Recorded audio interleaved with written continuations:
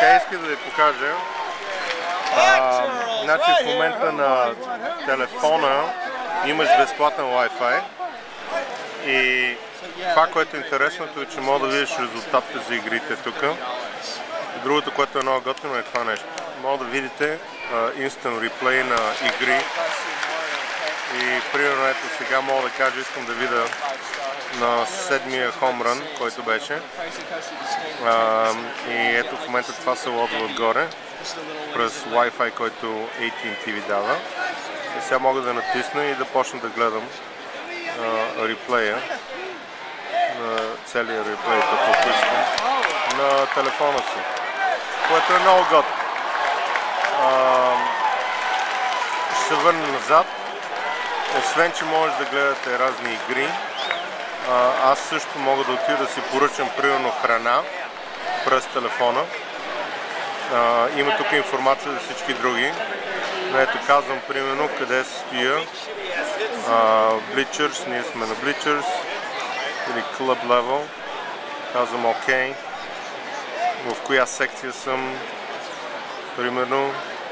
И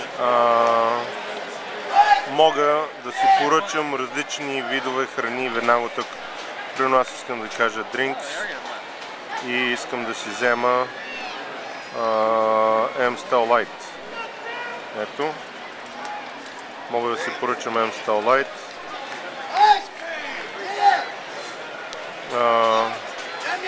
И да кажа или да си поръчам нещо друго. Примерно храна, Ballpark Snacks, Budweiser и други неща. Няма нищо да поръчам сега, защото вече отидох и си взедох храна. Също мога да взема информация за различните играчи.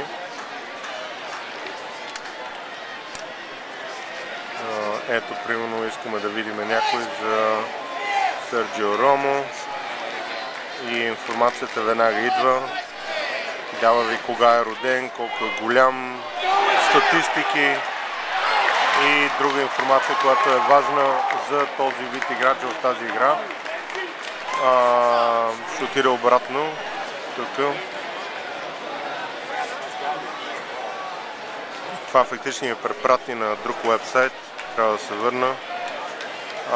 Мога да видя, тук има игри и други неща, но просто идеята е, че на всеки Ballpark тук има Wi-Fi, който ви дава повече информация, не само безплатен Wi-Fi, но информация за играта. Мога да получите... Пардон? Ставам, защото едно гадже тук сяда до мене. И така. Това е, което можеш да видите тук на системата, която е на телефона. Videos coming soon. Още няма игри. И трябва да се върна обратно, защото имат само Instant Replay. Това е от Ballpark на Сан Франциско.